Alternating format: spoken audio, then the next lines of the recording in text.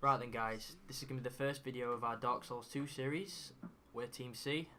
I'm Josh. This is Ash. Yo. Right, first of all, the Dark Souls series is known for its incredible difficulty. I completed the first one in about 75 hours and it was incredibly hard. There aren't any difficulty settings for the first playthrough, but obviously if you've heard about the series then you'll know that there's a new game plus and that is even harder. I don't think I'm going to even bother with that, but anyway.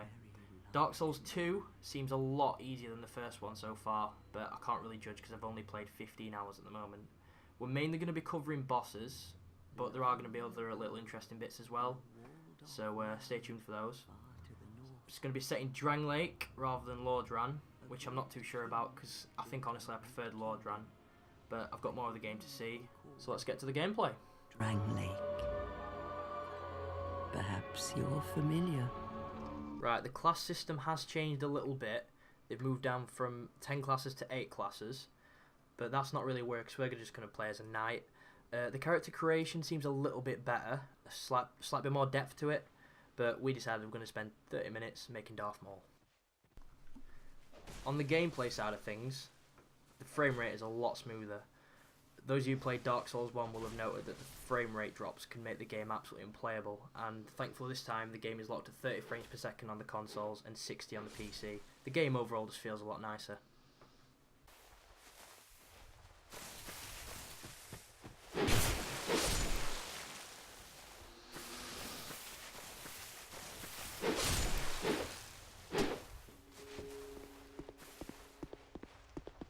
For you beginners out there, bonfires allow you to respawn at the last one that you rested at, but when you respawn you will lose all of your souls. Souls are basically the in-game currency that everyone is after. You can also use bonfires to teleport back and forth between any other bonfire in the game that you have lit, right from the get-go, something that you couldn't do until halfway through Dark Souls 1.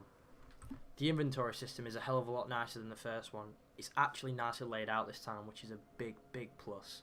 You may also use a item box, which is basically the same as a bottomless box on the first one. In here you just put any other items that you don't really want to use, that you don't really want to clutter up your inventory system with. It's not going to affect how your character actually moves, because unless they're actually got the item equipped, it doesn't actually affect their encumbrance at all.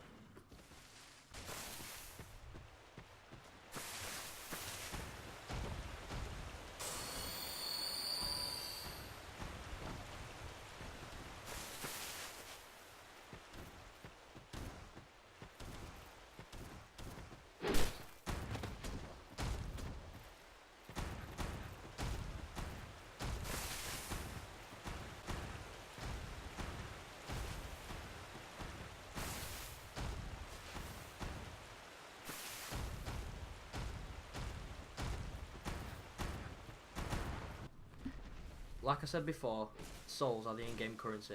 These are obtained by either picking up souls themselves as items, or you can kill enemies. If you die, however, you will lose all of your souls, and you have one chance to retrieve them after your last death.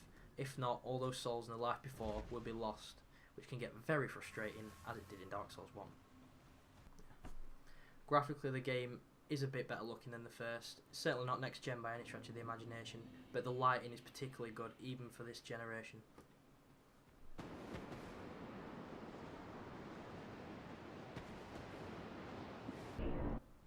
So yeah, this is just me basically getting nailed in the arse by this boss, so if you really want to beat the boss, you need to figure out his attack patterns. This certain boss had 3 or 4 attacks, and once I'd figured those out, I actually found it quite easy to beat him. It's all a question of patience, really.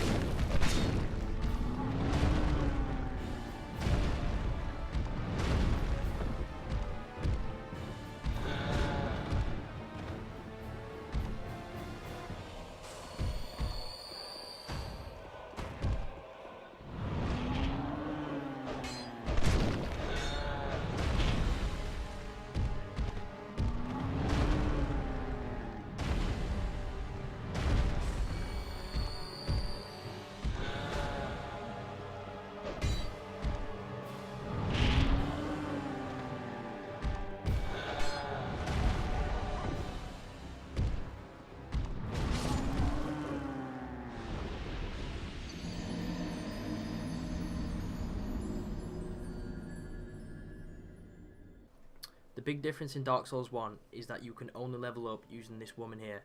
Dark Souls 1 obviously had the leveling up system at the bonfire, which, to be quite honest, made it a lot easier, but this time they opted to go for this. You can also upgrade your Exodus Flask with this woman, which is better, rather than using the Firekeeper Soul system like they did in the last one. I prefer it overall, but it was a bit of an annoyance going back and forth to this certain place just to have to level up. But if you really want to beat this boss, this is what you're going to have to do. Also, the farming here at this level is probably going to be a little bit more easy than it might be later in the game. So if you are having trouble, you might as well just take some time out and farm for a bit. It will, if you are struggling, it will make it a lot easier.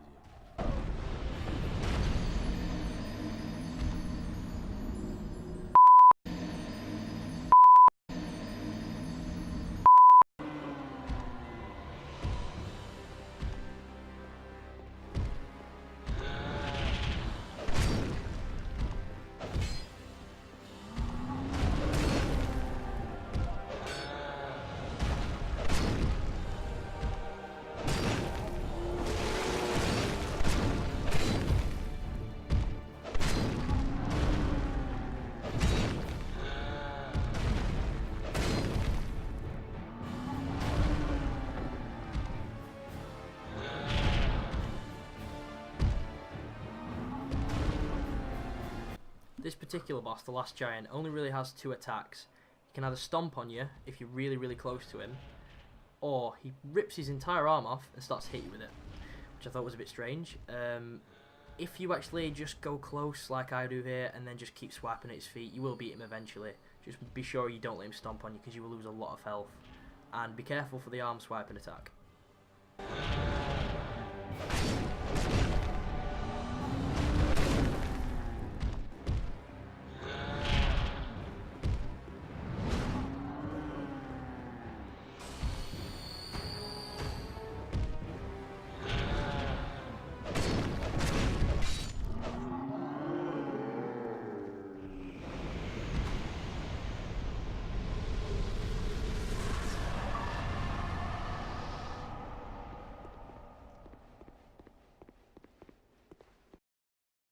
Thanks for watching, guys. Remember to leave a like, comment and subscribe.